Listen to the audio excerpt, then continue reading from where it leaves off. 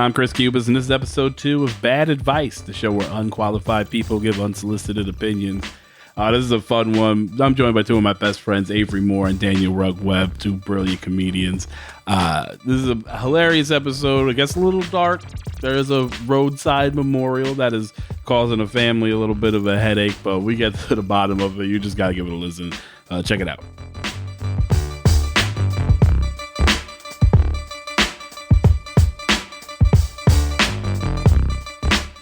Awesome. Thank you for joining us. This is Bad Advice, episode number 2. We've got a couple awesome guests. We're going to give some good people giving bad advice. First up, I haven't seen you in a minute. Daniel Webb is here. How are you? King Cubas. I'm so good. It's great to see you. Thank you for having me. It's so awesome. Like, the one thing about, like, I never would do podcasts over, like, Skype or whatever, because I just hated it always felt weird, but being forced to do it, it's like, oh yeah, I have friends that live all over the fucking place, and we can actually just do this, and it's fine. I hate the phone, and anytime a friend has moved out of a city that I live in, I'm like, when I say goodbye, I mean goodbye, because we're never gonna talk. It's not because I don't love you anymore. It's just me. But now that there's a little screen where I can look at me whenever my mind wanders. Boom, I'm in business, so I love the Zoom life. Awesome. Avery Moore is here, by the way, sorry, on Zoom, but from relatively closer. How are things on the other side of Austin? Good, yeah, we're like 2 miles away. Pretty good over here, off 38th by the Fiesta. I miss it. Yeah. That's the real Hollywood. Mm-hmm. Yeah. Get a little burger shortstop. I went on Barton's. We went for a walk today. This is how I've been regressing into just being the most like live, love, laugh, whatever to pray, eat, pray, love, fucking basic bitch in the world. I went to a pumpkin patch. Mine's eat, fuck. You should get that like crocheted on a thing. That would look really good on a wall. Knitted. Yeah. Wait, where did you go? I went to a pumpkin patch. I went and walked like Barton Springs. My Facebook has started to give me these ads. I don't know if it's got to be the like how sad my life is. That came out way darker than I meant. How basic my life has become mixed with getting engaged recently. Yay. Because I have been getting these ads for these fucking blankets. Did I save a picture? It's literally just it'd be a woman holding a blanket that her husband gave her, and it will have like a full paragraph on it, and it's like, I didn't marry you because I wanted to live with you. I married you because I couldn't live without you. If you were born in September and you love spice lattes and you play the piano, and also your dad drives a Harley. Yeah. That is what's been happening. That's how I'm getting through the pandemic. It's just regressing into a pumpkin spice latte of a person. An old roommate of mine, we thought it would be super funny to dress up as what we were waitresses at Mother's, but for Halloween, we're like, I know, R.I.P. And they're good people. They really are. They had really good mole. They did. And they had really good. What's that dressing? That tamari the green cashew. goddess. Yeah, the cashew tamari. Yeah. That stuff. The owners are great people. One of them is a huge comedy fan, was a mega Emo Phillips fan, which I just loved. Oh, that's great. But we were co-waitresses, and on Halloween we thought it'd be funny because you could buy Snuggies at CVS or whatever, at Walgreens. So we thought we'll be Snuggie people because A, we'll be comfortable at work, and B, we'll look like druids or whatever. So the night before, we were test driving our Snuggies while we were just smoking cigarettes on the porch. Guess what's super flammable? Snuggies. Yeah. It's made from just like, I don't know, pure chemicals. You would flick your cigarette, right? And did it melt? It did that weird crispy melt thing. Mm-hmm. You have to be careful because it binds to your skin. Yeah, you have to be careful. Also, they don't breathe. So the next day at fucking Sunday brunch when we were working on Halloween, it was hell. And nobody gave us credit for being in any kind of costume, so we just looked like idiots. It's awful. It also feels like it'd be hard to wait tables in a Snuggie. Just drag the big sleeve across the table. we belted it. Yeah, it was. You belted it with like a little apron. Yeah. It was. But that was the first day. That was the first day after work because we were so miserable. That was the first day we ever went to Tataya's ever. And the wait staff there were all dressed like really sexy maids. But I believe all the wait staff were like 16-year-old girls. I was like, this is wrong. Well, uncomfortable. Yeah. It's just all the daughters. Exactly. Halloween is around the corner. Are you guys like still gonna dress up? Are you like, What are you Yeah, gonna be? it's not- gonna be? I'm gonna be a classic vampire. Yes. I haven't been anything like spooky or scary since I was a kid, and I ordered really good fangs. And I have this like Elvira dress. Nice. And I'm gonna do lots and lots of makeup and just be a freaking vampire. Like a lady man. vampire. A lady vampire, drink some red wine. Yeah. I What love about that. you, Daniel? You doing anything? Because I don't know what the hell's going on in here. And as a single man, I feel like I don't participate in the like children holidays. You know, that just looks creepy. I hear you. So, but like Avery, I'm a fan of the classics, and so I want to do, and I have the nose for it. Like to the T, classic Wicked Witch of the West, like Yeah. Oh, yeah. Oh, you have. verbatim. Yeah. But keep the beard, but still like the green. Precise. Yeah. So- That would look really. Yeah. You have like the face for it, but you also have like the body for it. You know, like kind of. You'd like that witchy ooh. look. Hell yeah, you should do the So, shit out of that. I'm gonna get about 300 mg's of edibles and then play dress up. yeah. Trick Do or that. treat.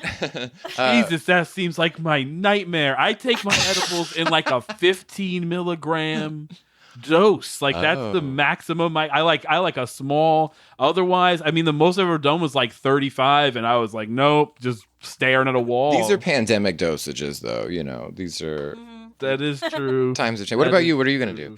I'm not doing shit. I don't. As a fat dude, costumes are limiting. Sure. And you can't. You either have to do a fat person costume, or like a fat character, or you have to just have everybody go, "Oh, hey, fat Superman," and you're like, "No, it's just No. Superman." That's not. That wasn't. So like, yeah, I'm not doing costumes. We're gonna watch a bunch of spooky movies. I've been deep into Yes. spooky season. What's your demo for spooky movies? So like, I like a little bit of everything. I like a 80s slasher kind of like Yeah. just kind of cheese, but then I do like a haunted house kind of a spooky too. Mm-hmm. I just watched the Autopsy of Jane Doe, which I really liked, What which is is that? good and creepy. Yeah. There is a father and son. They run like the mortuary in a small town, so he's also like the coroner, and they have to do an autopsy on this body that gets dug up out of these people's house. Like and it sounds goes like my girl. south from there. It's yeah. She's covered in bee bites. It's real weird. But yeah, so definitely I like that one a lot. Maris does not like, my fiance is not big into the spooky movies. She doesn't but I have like spooky stuff. managed to get her into a few. Well, here's what's weird. She does. Every time I show her, she doesn't like bad spooky movies, which I Yeah, also like. and she likes talking about spooky stuff. Yeah. But every time I show her one, she ends up liking it. She's like, oh, that was really good. I'm like, yeah, they're good. You just have to not watch shitty ones. There's an Yeah. early like spooky spoof movie from I want to say it's 1980, like Square 1980, I think. It's called Student Bodies, and Oh yeah. Is it, George? No, it's not George Clooney. It's George. He's in the other one. He's in Cutting or Return. yeah, this one I think is too off the grid for any like budgeted star action, but it's hysterical. It's way too long. It's like over 2 hours. It's kind of like too long in the way Airplane's too long, even though it's so funny. Yeah. Yeah. I highly Airplane recommend. has like 5 endings. That's the best way to say it. Yes. Airplane ends 5 times. By the I'm time- like, okay. Because by the time they're doing the romantic spin around the couple at the end, you're like, it's over. I hate them now. That is the best way to say that. It has 5 endings. But I watch it like twice a year. It's church. It's so funny. Yeah. The George Clooney movie I'm thinking of is Return to Horror High. Oh But yeah. that's what is fun about those old 80s ones is there's always somebody. Like you always are like, oh, that's fucking Kevin Bacon or Johnny Yeah. Depp or True. pre nose job Jennifer Aniston. Yeah. Thank you for and saying that.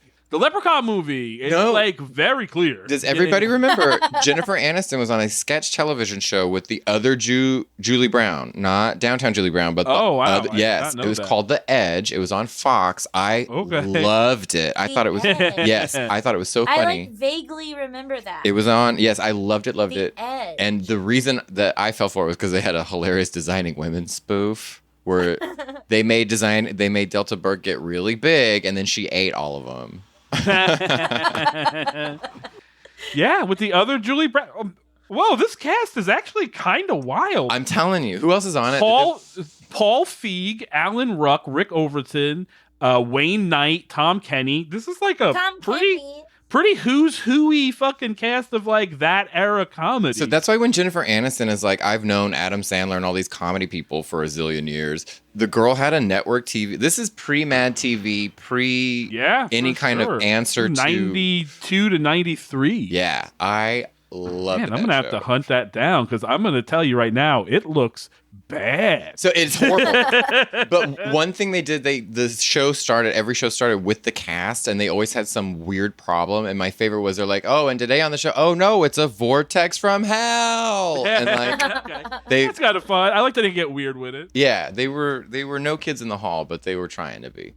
Well, now that we're talking about weird problems, that feels like a good segue into some advice. Did you guys ever where you're like, Dear Abby was like I don't know how old it is. It goes back a long time, but it was like something I knew of as a kid. I wasn't reading these letters, but I knew Dear Abby as like a reference. Mm-hmm. I knew it as a reference because it's mentioned like sometimes like, you know, movies or like there's like an advice column as part of the plot, but like I never read one ever.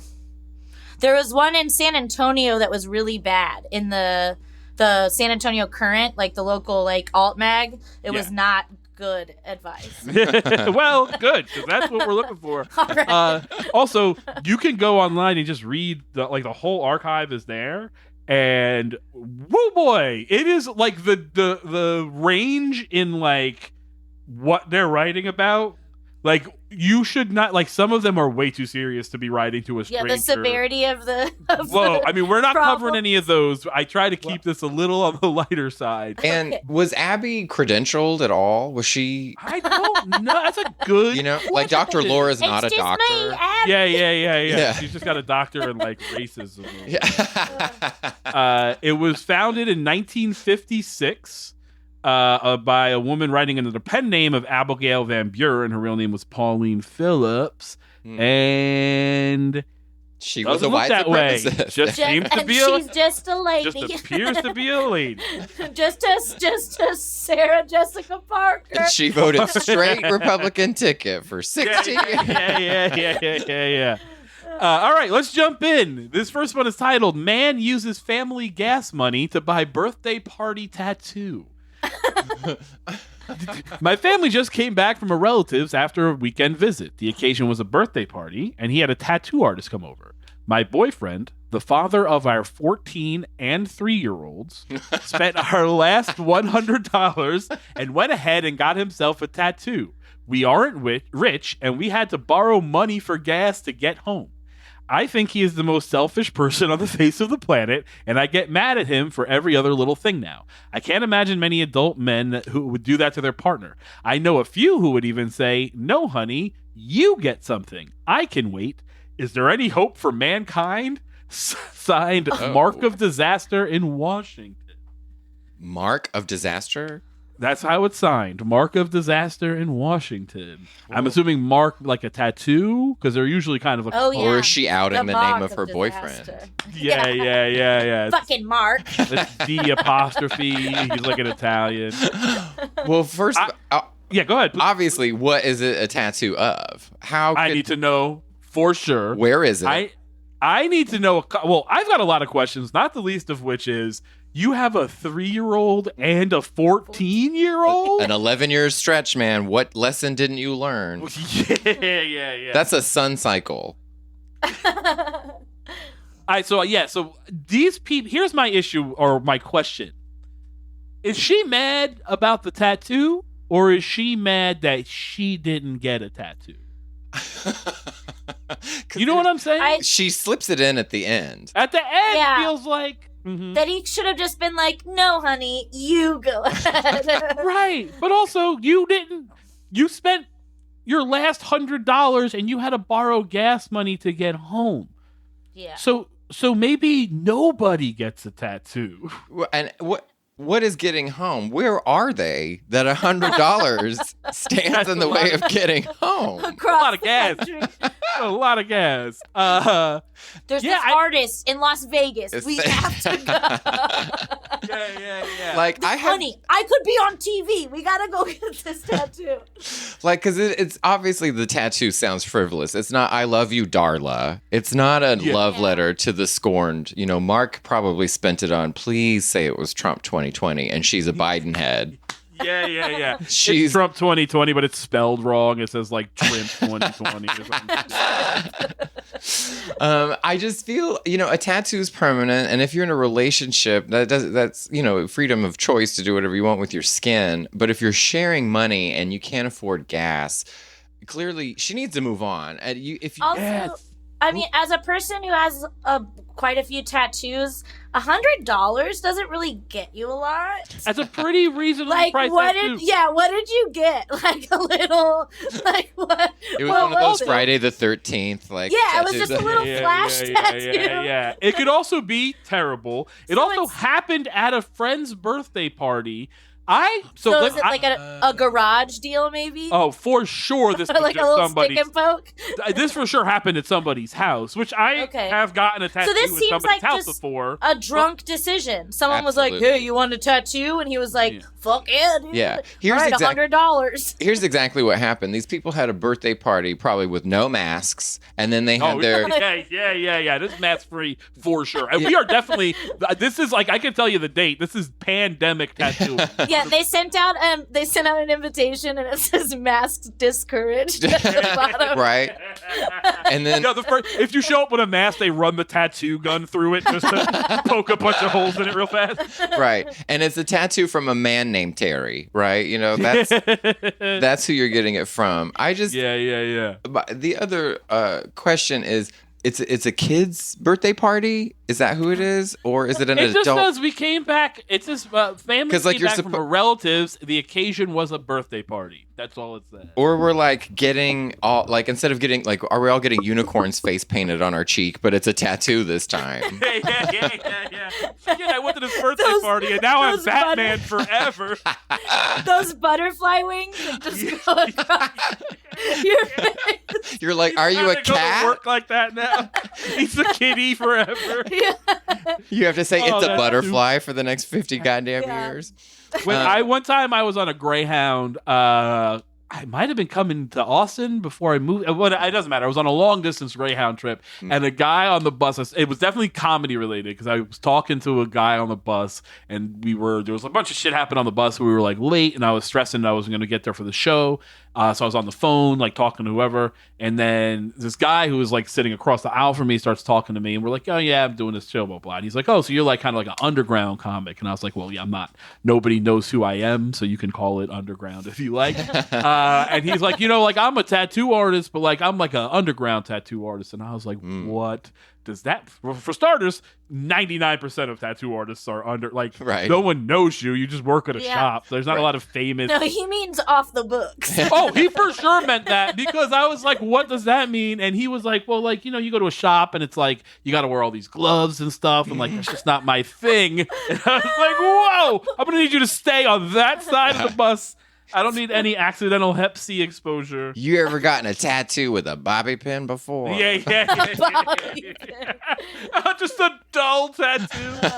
I have to bring this up really fast just because you said Greyhound, Please. and I will always say this, although it is a megabus story, but I will never forget from the lips of our all-beloved friend LaShonda Lester, but she did credit you, Chris Cubas. This comes from you as saying, do yourself a favor and spend the extra $7 and buy the seat next to you. Fucking absolutely on the mega bus. Yes. 100%. Yes. It's less than $7 half the time if you're booking it in advance. Exactly. For sure. You're a genius. No, that seat, I've done it. I buy the reserve seat up front, Yes. and I buy the seat next to me. I got $10. Go fuck yourself. You're a genius. And she did tell me that. And the other thing, I buy the seat up front because I want the view. And also I'm like, if I'm going to die on a megabus, I better die first. I want out. I want to go right through the window.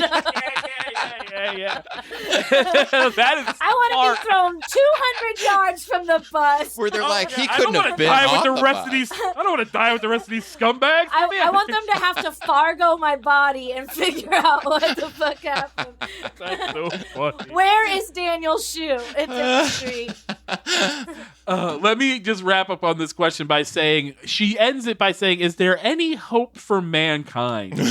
I mean, yeah. Like, I get that your boyfriend's a dick. I think that's pretty fair to say. Yeah, but you that's you one spent your person. last $100, like clearly your last $100 Yeah. on a drunken tattoo. He just seems like an asshole. Yeah, he seems like an asshole, right? But also, like, there are bigger issues. Like, as far as, like, the hope for mankind, like, yeah, probably. There are probably people at that party that didn't do that. So, like, I'm gonna agree with everything that y'all said. I do, and the guy's a shithead, and she should have stuck with her gut the first time and just never come back. Never go back. Yeah. It's never like no matter what, salad bar, like anything, never go back. But the one thing is, she sounds like a whole bunch of drama to begin with. Sure. I'm a poor person. I mean, and have been for fucking my adult life. Any $100 I have is always my last $100. That is very true. Very true. And if I ever have it, I'm like, well, this is it. And I blow it on dipshit stuff all the time. So, she's probably just as greedy. She just didn't get to the money fast enough. That valid point. All right, let's move on to hidden phone used nonstop is hard for colleague to take. Dear Abby, I am unsure how to handle a coworker who is constantly on their cell phone, hidden between their legs, during their 4-hour work shift. I have reminded them to leave their phone in their car since they have a hard time not checking it or texting during work hours. We have spoken several times about this unacceptable behavior, which improves for 2 days and then reverts back to using their cell phone as usual. Is this a generational acceptable behavior that I'm missing? I'm in my mid-50s and I can live without texting friends and family while I'm supposed to be working. But they seem to need to have their phone in their hands all the time. The manager ignores this behavior, so that's not an avenue I can pursue. Please help. Peeved in Pennsylvania. All right, Are peeved in Pennsylvania. My first question was, are you the fucking boss? God. Are you the manager? Right. Are you the manager, peeved in Pennsylvania? Because if you're not, shut the fuck up. Also, we know fucking while bitch had her phone between her legs and texting this, you were writing this angry letter. Yeah. Just because you used pen and paper, you peeved bitch, doesn't mean you were doing it better. I'm in my 50s. Just because you're acoustic. I bet they work at a Hobby Lobby or something. For sure. Well, you got to figure that this screams call center to me. I've worked in plenty of call centers. Same. The phone between the legs, so you're sitting there and you're not supposed to be on your phone, but you're gonna be anyway. And you know what you do? You mind your fucking business. Do you guys want to know something funny? What's that? Go ahead. The only place I've always gotten a job that I've interviewed. The only place I didn't get a job at was at that call center that everyone was working at the time. Hoot call. They were like, sorry, it's just not going to work out. Which one? No. I got rejected from a call center. That's so funny. One of my first jobs when I moved to Austin was like making outbound political donation request calls. You call for shit. but they were like Risky. leftist shit. It was fine, but I lasted half a day, if that. At one point, they were like, I got this woman. She's like, I normally donate. I've donated before, but my husband's passed away recently. It's not really a good time right now. And it's like, oh, of course, I'm so sorry for your loss. Have a good day. And I hung up. And the person training me was like, so here's how you can close that situation. Oh my God. Well, that's it for me, folks. It's headphones off. Walk the fuck out. That was I never went back to that job. In 1998, I was 16 years old, and my summer job was as a telemarketer for AT&T, and then a whole bunch of other things. Like, there's a hilarious, very quick joke on The Simpsons where they go to there's a telecommunications firm where they just keep changing the name to, oh, now it's Gazizazizabots. And it's just a series of letters. But that's the era I was working, because I worked there for 2 months and our name changed 3 times, right?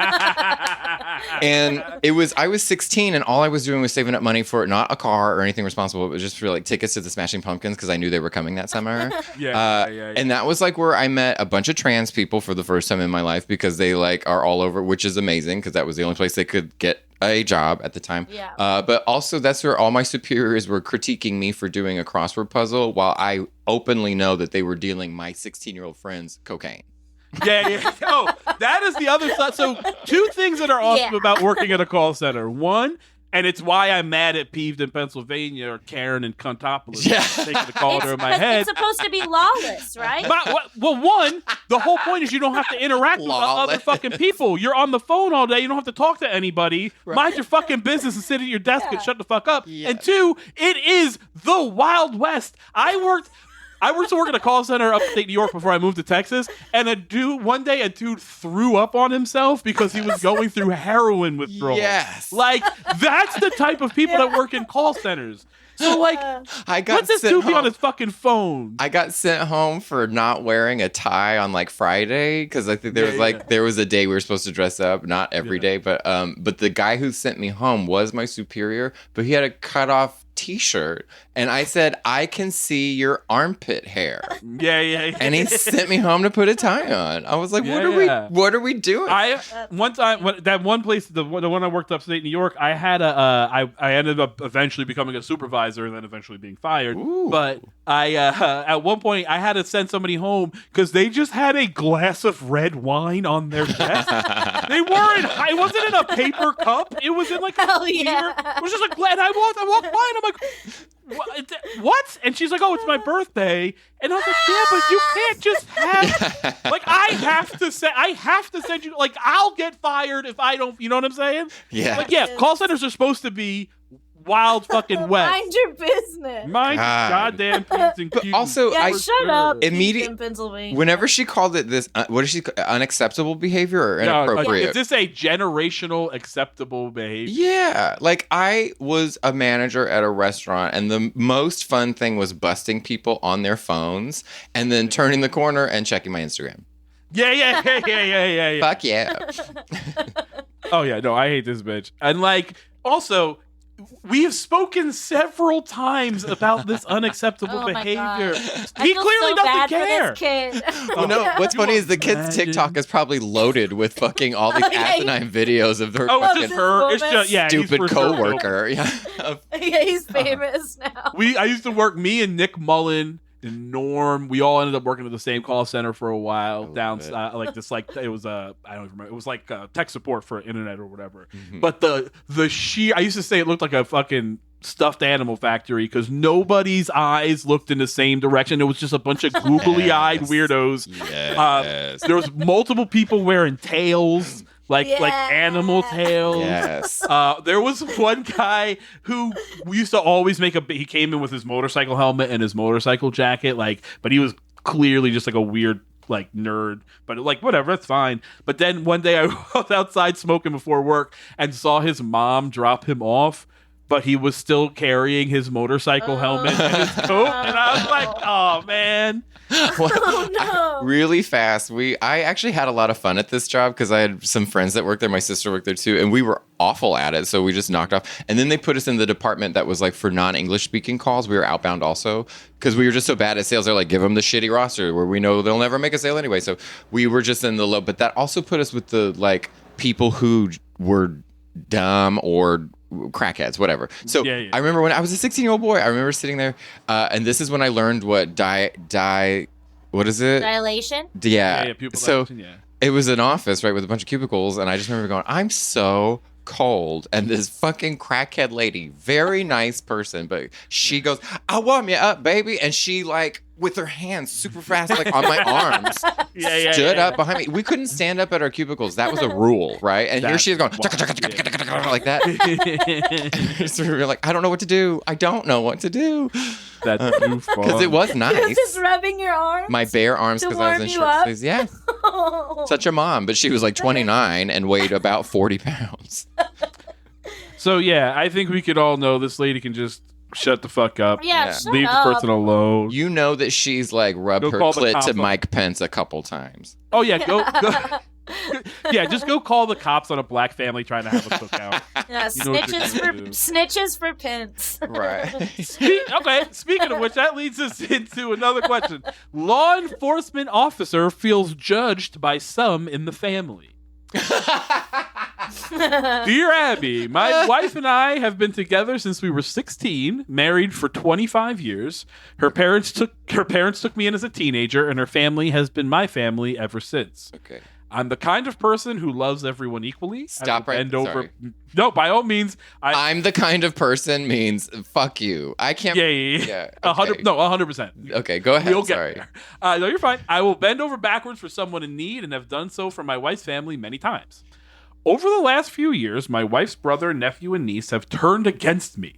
They've called me controlling, hateful, and racist. I am none of those. I am, though, a law enforcement officer and a Christian. My wife's brother is a convicted felon, and her niece went to one of those anti-everything colleges. This has created a rift in the family and caused my wife Does he mean to feel hated. esthetician school? What does he mean? Which has ruined family gatherings and holidays. How can I fix this? What can I do to help them see me for who I am instead of their biases based on my religion and occupation? Signed, really not like that.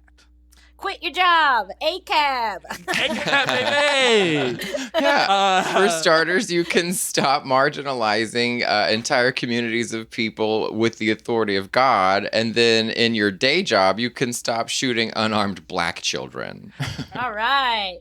The I was when I first read this letter, I want to jump even further back to him before he became a cop. I want to get into the fundamental issue with who I believe to be a weirdo. Yes. Oh, sure. My wife and I have been together since we were 16, married for 25 years. Already weird. Mm-hmm. Her parents took me in as a teenager, and her family has been my family ever since. Why did you marry a person in your family? So you're Yeah. fucking I your understand that you're not half-sister. related by blood, but that's fucking That's what weird. it puts off. I don't know if Yeah. any of y'all ever watched Charles in Charge, but like he was not allowed to fuck Nicole Eggert. That was not allowed. Yeah. There's rules. I think we jump from the beginning where he has clearly got some issues he needs to work out with his family. Well, okay, so this places them at 41, right? Yes. So you're fucking clearly the same person. Well, I don't Yeah. know. Oh, yeah. They've been together since they were 16, so I can't imagine. I mean, maybe they swing. Who knows? They could be Yeah. polyamorous. Why is it Seems Christian? unlikely. Anyone who says anti-everything colleges, I don't think is Yeah. big into the poly scene. Why No. do Christians though? Why is it they always have like we've been dating since we were 8? Why is it always like that? That's Yes. the pillar. That's the pillar of the McEwens. Is it? That's Yeah. our whole thing. Is that we say we crossed the stage when we graduated and walked down the aisle. Like we got married at our graduation is our That's- backstory. Very funny. So By the way, check out the McEwens if you haven't. Yes. Just Yeah, Google the that's McEwens. it's just what Christians do. the last time I saw Avery face to face, they were out here at one of the best shows in LA at Blam Blam Blam, and that was the end. Y'all did a whole That bunch of was shows so out here, fun. but the McEwens absolutely killed it. It was so much fun. Thank you. No, that was such a fun trip. I loved that. So in my pandemicness, I've always, I guess, been a troll, but it's really hyper focused my trollness. And thusly on the 700 Club Facebook page and on the Ted Cruz Facebook page, I've trolled so much that the analog or the algorithm has made me a top fan, which is pretty good. I gotta hunt that down. And I got there just by literally saying "grab him by the pussy" a zillion times. Oh, I feel like you can do that on a 300 milligram edible. Just fucking copy weird. and paste. Yeah. You have no time and all the time. But Time's not real. it unfortunately expanded. Okay, so my dad's like BFF, who's more than a family friend, has known my parents since before we were ever even like spawn. You know what I mean? Yeah. They're old school and lovely people. Nothing but love. Like I'm surrounded by like this little dog they got me because it looks like my little dog, right? Things like that. Right? Aw. They're fucking family. Well, Right. he had a Facebook post, and I have to get there. He is 72 years old, my dad's age. And so he walked out into his driveway. This is in North Texas, I should say, not North Dallas. And he catches someone going through his car, right? So scam, and the guy runs. He calls the cops. So cops come. Turns out nothing is taken from his glove box and no damage has been done to his car, right? End of story. They're not going to find the guy. Who gives a fuck? Yeah, so there's nothing to find. You right. don't actually do it again. So he relays this entire story, of course, on a Facebook post because he's 72, and ends it. He relays it just the way, except saying that he's 72. He's never called the cops before, ever. This is his first time calling the cops in his life. And he says in his own words that his experience with police is limited. Then he tells the story I just told you. Then he says, I will always back the blue. I will never support any move to defund the police or any language there, right? So I went for it, right? I was like, sorry, Uncle Bob. Fuck you.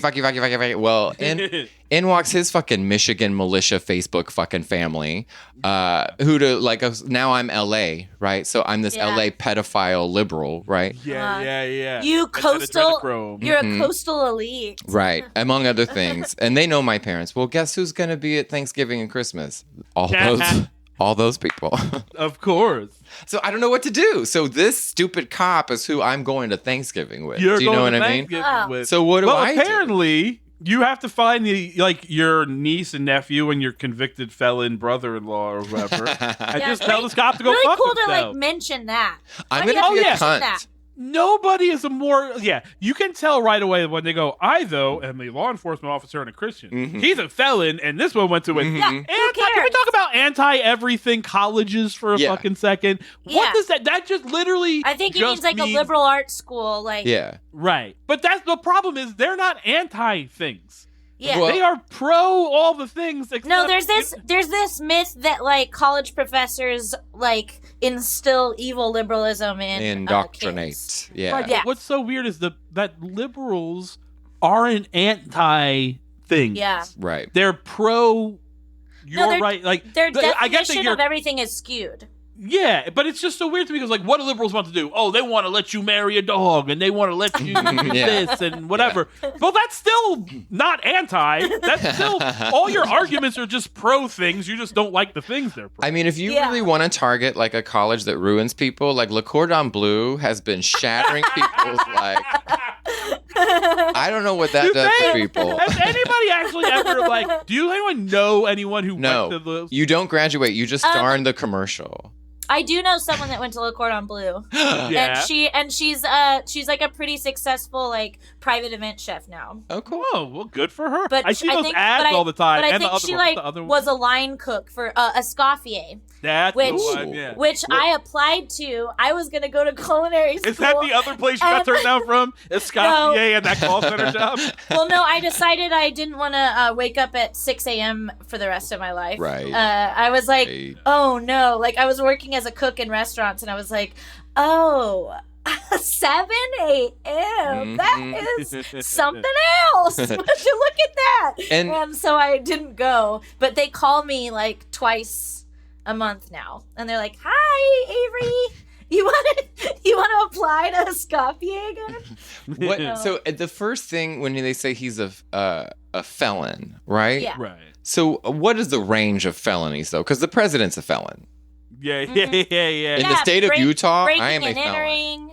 Breaking and entering. Drug charges. Yeah. That's for sure. a felony, right? Yeah. It can be for sure. But I also, who gives this? I'm going to need really specifics because I feel like most things, unless it's violence or some sort of sexual violence, I don't care if you're a felon. Anything else, I don't care. Just possessing a certain amount of weed can make you a felon. Yeah. Absolutely. Who fucking cares? 100%. Cubas, the person whose house, the friend I know who lived in the house that you live in. Yeah. They got married in Colorado, and I drove from here in LA to their wedding in Colorado where, I just had my own weed from here just because I was driving.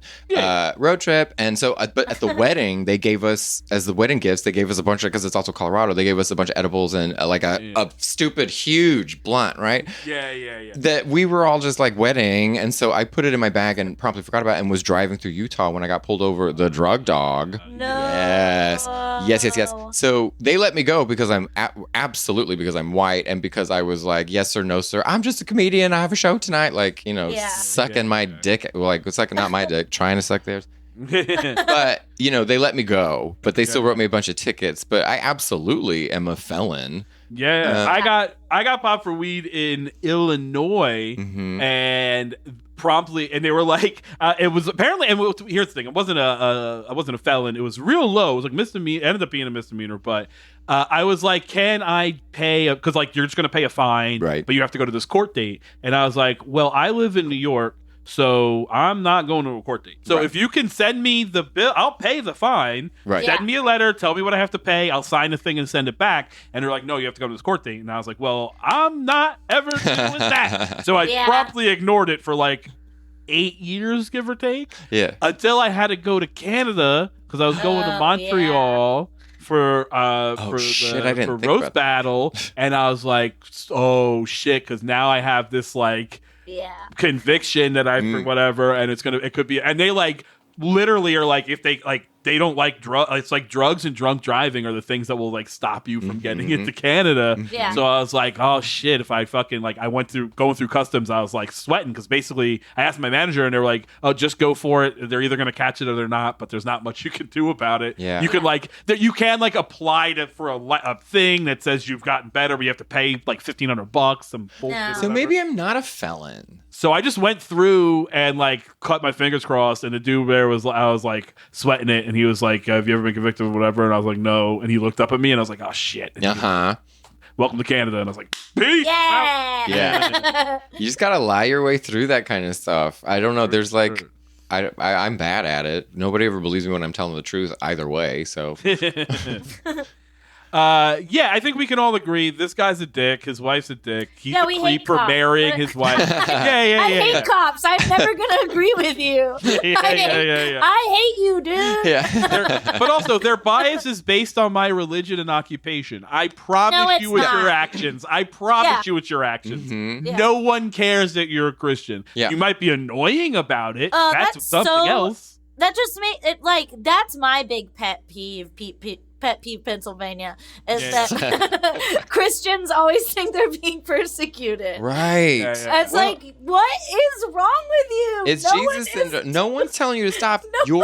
You're saying I'm going to hell. You are. Right. You get to go. And then apparently to go to church. You get to do all that silly shit you want to do. Trust no me. one fucking stops you. We're just making fun of you.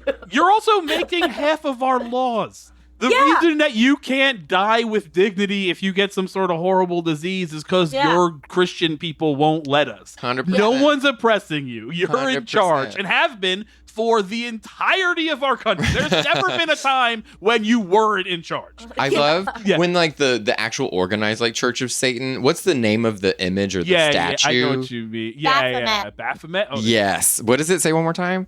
Baphomet. Okay, I love whenever there's like a local like and the Joliet School Board had to deny the bid by the Church of Satan to put a Baphomet statue at the that's my like the Christmas at the Christmas major or whatever, right? Because all religions must be represented. I'm like, fuck yeah, it should. Let's Baphomet the house down. Or like the Church of Satan will offer to pay for some like big public works project. No, we don't want your money. Yes, that's my favorite move.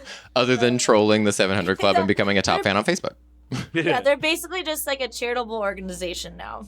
Yeah. Right. The Church of Satan. Yeah, they're fine. And they have always been fine. Yeah. But, God, that's funny to me. So quit your job, leave your wife, move out of your home. Boo. Yeah. All of that. Hard boo. Stop telling people how to we've fuck. only got a couple more. Go fuck your wife. Well, that's going to lead us into best friend can't suppress his crush on gay woman. Oh. Dear Abby, I'm a gay woman. My male best friend has had a crush on me for more than a year. It is so intense that he is almost delusional. We have talked extensively about it. He knows where I stand and that it will never happen. And he says he accepts that. But he can't stand the thought of me spending time with a woman, even if it's just a friend. He wants all of my time and doesn't want to share me, even with mutual friends. He is a lesbian. Oh boy, it's going to get so weird. Here's the kicker. I had invited him to move back to my college town with me. We both thought that moving to a big city would open up more dating opportunities for us and help him get over me. It was an ordeal for him, but he put in a ton of work to be able to move. We planned to be housemates. This happened during a time when we thought he was feeling more resolved about a relationship. We have been staying with my relative while we search for a house in the big city, so we are trapped in the same space and he has nowhere else to go. Since moving in, his feelings for me have resurged. I no longer want to be roommates because of his possessiveness. For sure. But it would devastate him if I left him alone here, especially since it was my idea to go. And I was meant to be a support system. I feel like I'm trapped in his drama and cannot live my life without ruining his. Please help. Signed, Trapped Lesbian in the West. Too late, you stupid bitch. Boundaries. Hard boundaries. I don't want you to have a crush on me, but I just think it would be a great idea for us to move to another city together. Yeah, and start a whole new life. Fun to start a life together. But a platonic life.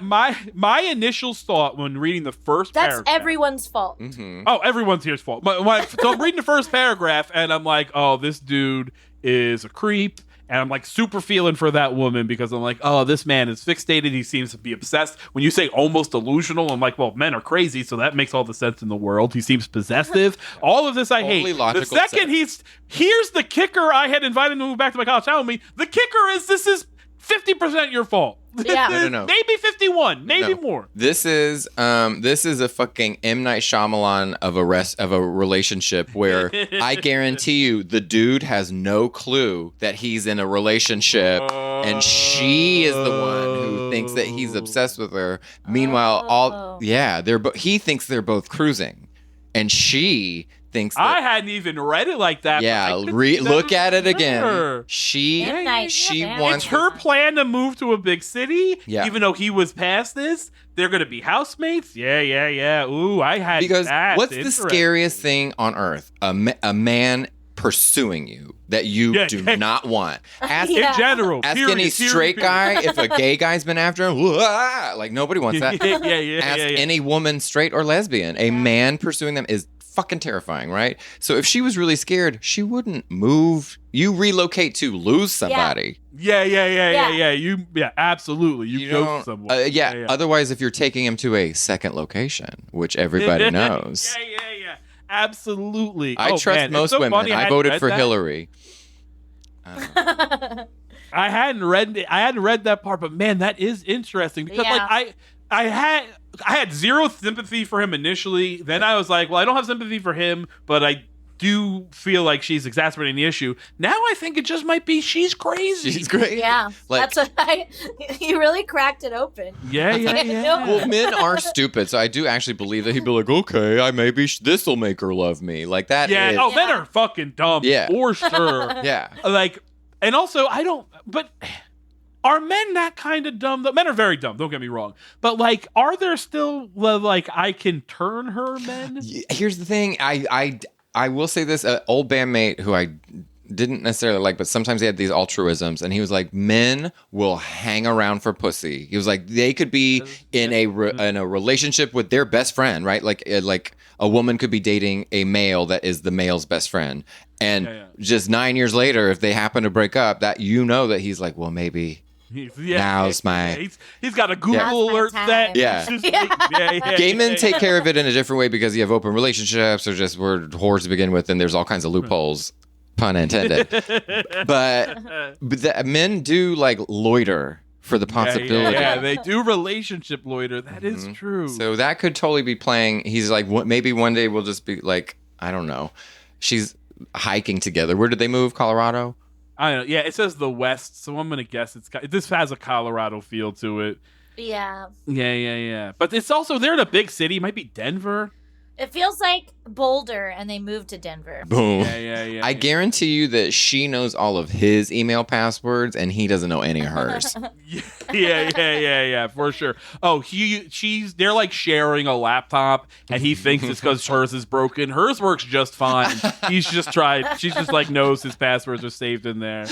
Yeah. I feel like you have to, the only thing that saves, like, let's say this is a legitimate problem. Let's say she really is trying to get rid of his Then feelings. Move out. Don't live with them. Only option, right? Only Move option. out. Don't stop doing what you're doing. Yeah. Yeah. Or get a Because girlfriend. her argument is like, yeah, for sure, get a girlfriend. And stop dropping crumbs to this person. No, you were right the first time. Because like you can't, and she's like, I can't. I feel like I'm gonna ruin his life if I move out. Too late. Which he could. It's too late. Oh, it is 100% too late. You made him move cities for a woman he doesn't have a chance with. It's too late. So just pull the Band-Aid off. I moved out of a great cottage in Clarksville in Austin that I loved to save some rent and also to live with another dog so my dog could be happy. And it wasn't the best decision. And you never go back. You can't go back. And I was furious, not necessarily with the person, but I was just like, oh, my life. And so, like, one of these people in this situation has to be feeling that. And it's clearly her. She wrote a damn letter about it. Yeah. Absolutely. That is the other thing. The one thing I have learned from going through all these archives and these letters is no one, I think Cass said it in our last episode, you are either trying to make yourself look good, yeah, because you think you're the victimed party, yeah, like, or you're looking for vindication for something that you're about to do. You know what I mean? So, like, there is no way this is 100% of the information. These are psychological Yelp reviews. That is a very interesting way to put it. And but only you are the 100% shittiest correct. people Yelp. Imagine. Imagine doing it for your brain. Can you imagine? You have a real problem, right? You have help me. You have a real problem, and you're gonna. How crazy are you to write to a name in the newspaper who I promise you is not still Dear Abby? No. Right? Yeah. That has to be a new woman. Abby's since dead. 1956. Like, Yeah, I hate to break it to you, but the person who writes Amelia Bedelia is like now an old man. It's not the same person. Yeah. You ain't writing Bedelia anymore. Leave Bedelia Is it alone. the Simpsons joke, early Simpsons joke, like season 2, 3, 4, where it's like the newscast, and I think they're like, and they have like a panel, and they're like, and one of the panelists is Dear Abby, and she goes, I brought my own mic. Is that her? I think you're right. I can't remember, but I love that joke. My own mind. Yeah, that's like, instead of saying like, thank you for having me. Yeah. All right, we got one more letter and then we'll get out of here. This one is a little dark, but I think we can maybe help some people here. So, Roadside memorial grows in homeowner's front yard. Yeah. Dear Abby, I need some help. A terrible car accident happened in front of my house a few months ago that resulted in the death. I'm sorry. No, that's what we're here for. I just So instantly good. got a picture. Dear Abby, Princess Diana died in front of our house, and people will not stop leaving flowers. Yeah. We live in a tunnel in the south of France. We're going to start this one over. I need some help. A terrible car accident happened in front of my house a few months ago that resulted in the death of a husband and father. The family comes out every Sunday to place flowers at the accident site, which is my front yard. At first, I had no problem with them expressing their grief and tried to console the widow every time I saw her. The problem is she has gradually added to the area a memorial stone, an angel statue, vases, and some of her husband's belongings. My front yard is beginning to look like a graveyard, and a tacky one.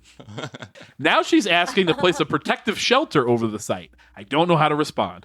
My husband is threatening to go and pull everything up as it is. Mm-hmm. To add to the stress of all this, another fatal accident occurred last month, resulting in the death of a 22-year-old. What? They were busy looking at the stupid fucking setup. Does she live? Is her stop sign backwards? No, this poor 22-year-old went by the fucking Baphomet in front of this person's house. Like, what the fuck is that?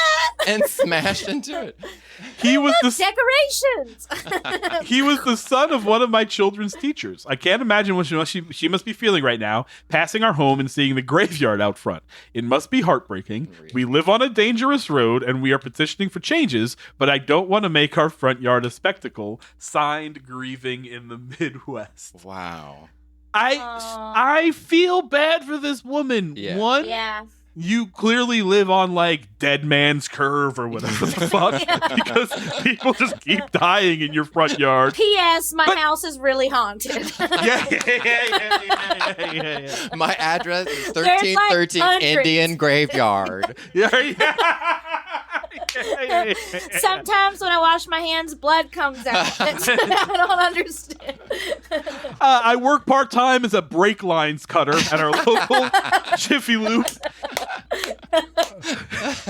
So obviously I feel bad for this woman, but I also feel bad because, like, can you get your crap out of my yard, please? Yeah. Because That is a bad position to be in. that's what graveyards are for. That's what they obviously can't afford a burial plot. And so the next thing is like, we'll just, No, go ahead. I'm as a waitress for 15 years, I'm hypersensitive to emotional manipulation. And I can tell when people are like holding me hostage emotionally. And because of that, I hate the word triggered, but it fucking makes me pissed. It really greases my butthole. And that's what this shit is. So I'm totally on her husband's side of like, guess what else is going to traumatize you? Me ripping this shit up in broad daylight. Have you ever heard of a what is it called? An embankment? Have you ever heard of, what is it called between neighbors when you're on the Cathedral of Junk guy went through it. Oh, yeah. I know what you Yeah, guess what? I'm territorial. I will literally pull my dick out and piss on the property line just to show you where it's at. But, Yeah, this seems like a 311 situation. Like, you call them and be like, hey, guys, I pay taxes for someone else to have this uncomfortable conversation. Yeah, it's really weird. Yeah. I mean, how does it not put an old couch by it near bulk pickup day? Yeah. Eventually somebody will Put get a it. sign that says free, Yeah. and then like toss a couple more, and just all the people can buy in pickup trucks and just take the memorial away. Because you never know, like, This is a really nice angel statue. I'm gonna take this. Ooh. like I think this might be common in like the arts, but certainly in like comedy and stuff. Like, I'm obsessed with death. It doesn't stop me in my tracks, but I think about how I'm gonna die every day. I am a person who like I hike and stuff. I'm like, what if they found my body here? I thought that yesterday, right? I was like, this would be a great place for someone to find me. And I'm the same. right, and I think it has to do a lot with, are you exposed to it? Have you been around a lot of it? You know, not necessarily traumatized, but are you just exposed to it? And so, wait, why the hell am I even talking about death? What are we talking about? This car. Oh yeah. accident So, but some people are not familiar with it, and some people are kind of traumatized just by the bringing up of the subject or seeing it. So the poor person writing, this is actually the only one I kind of sympathize with, other than being it like a domestic dispute. Other than that, but my parents. I feel bad for this lady for sure. My parents are the kind of people, though. We just lived in a normal suburb, nothing special, right? That's now run down just because that's how it works. And they started and passed the petition because the neighbors across the street had parked the cars on the lawn. And they didn't like that. Yeah. So my parents would have lit their hair on fire if this was happening across the street. I've never fully understood the roadside memorial. Like, you know what I mean? Like, you see the little crosses or like a bicycle. Sometimes you'll see like a bicycle. The white tied bicycle. to- Yeah. I don't like. Like any person who's introspective or thoughtful, you think about death, particularly with loved ones or people that you have lost. I don't want to think about that when I'm going to Starbucks. Like, I go to Starbucks that much, but like, you know what I'm saying? Like, I don't want to be reminded every time I go down South First. This is where my friend got hit by a fucking drunk driver or whatever. Go ahead, honey. I think it's important sometimes when there is like a dangerous curve or like a hill with a blind spot or something, because like that, it kind of like just reminds slow people, down. If you live here, don't be a fucking asshole. These people died, you know. But like when it's literally like when you're going down Lamar and there's all of those painted columns. Yes. For that kid that got hit there, and it's been there for like 25 years, but it's the entire overpass now is like a art shrine or whatever. You There know? was a charming drive from Austin, Texas to Victoria. It's like 183, and then you hit a smaller highway. And it's a smaller highway that's more charming. You go through Gonzales and a couple of places. It's so cute when they have like billboards. It's like just you are naming a bunch of places that I will never go. I mean, I never stopped for gas. Small town Texas, yeah, hard pass. No. I never stopped for gas. I would always go through. But there were lots of like family properties that had like it would always be a huge Mary Mother of the Guadalupe and stuff like that. Yeah. And that has a lot more like maybe cultural with a little presence. font or a fountain. Totally, that exactly that. Different. That's like just somebody's religious iconography or whatever. Just seeing right? seeing a ghost bike is really sad. Yeah. Like you're just like it's a bummer. Yeah, it is a bummer. But I think it would be hilarious to put up like a Hillary 2016 sign that blocks the whole thing from the neighbors so they can't even see their stupid tribute anyway. Yeah.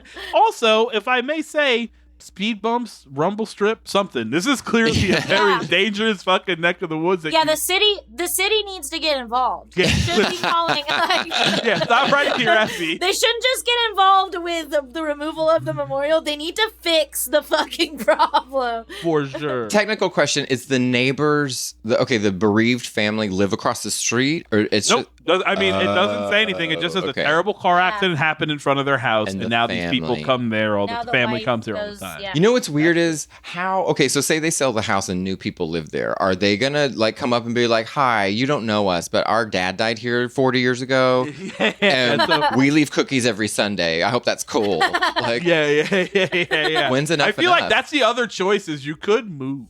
You don't want to like this. Like I don't want to live on Dead Man's Curve. So like move and maybe. Like the day they come to look at the house, just hey guys, can you move this shit for like a day and we'll put it back afterwards?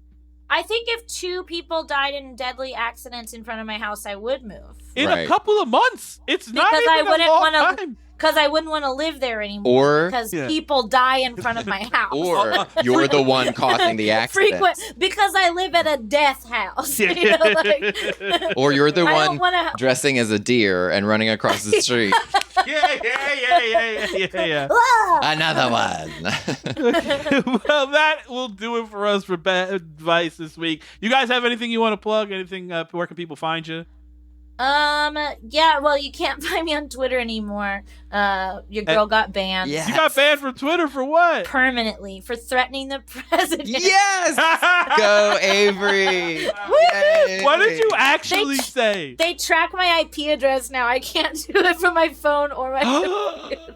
Amazing. Can I ask you what you actually said? You're not going to care. I can promise you're not going to get banned from this podcast. Oh, yeah. Right. I said a lot of things. Like, I can't wait till Mitch McConnell's dead. I can't wait till... I never, like, wished death or, said I was going to kill anyone. But I would say, like, man, I can't wait till Donald Trump dies. Or, like, I hope Donald Trump chokes on a pretzel. Does the, like George W. Bush. Does the I hope and stuff not clinch it as, like, that's my opinion and not an action or a threat? They changed the language. When he got sick or whatever, they were talking about banning people. They changed the language. So if you say you hope or you wish, it's intent. Like it's a it's a loophole now. Yeah, so you can't just get around it with like saying stuff like that. Yeah, the McEwens are still there, and the McEwens are going to be coming out with some really cool stuff soon. We're hosting an episode of Hotel TV on the 29th, which is the Hotel Vegas like live thing with Sweet Spirit. Yeah, awesome. So it's going to be really fun. So if you guys want to tune into that, say when that's again. October 29th on Hotel Free TV. Hell yeah. Yeah. Daniel, anything for you? You can follow me on Instagram at Toyota Lopez, and everything else is at the Daniel Webb. My website is thedanielwebb.com. You can see all my Comedy Central videos and my epic special there. And you can look for my new 1-hour special live at the Rose Bowl with Tribeca Film Fest. That should be out next year. Yay. That's awesome. Yay. Hell yeah. Yay. I am at Chris Cubas on all social media. Follow me there. If you're in Austin and you need a free meal any Sunday, go to redbeansaustin.com. Me and my lady make some red beans and rice, so check that out. If you like the podcast, please, I know everyone says it, rate, review, subscribe. It helps us get eyes on the podcast, so give it that. Share it and tell your friends. And we'll see you next week.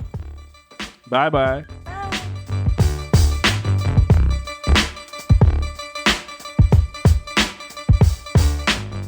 Thanks for listening. If you like the show, please take a second and leave us a rating and a review, and subscribe on Apple Podcasts or Spotify or wherever you get your podcast fix. Share us on social media. All these things really help people find out about us, so that helps the most. If you have any questions you want answered, shoot us an email at badadvicepc@gmail.com, and we'll do our best to get to them. We appreciate it. See you next week.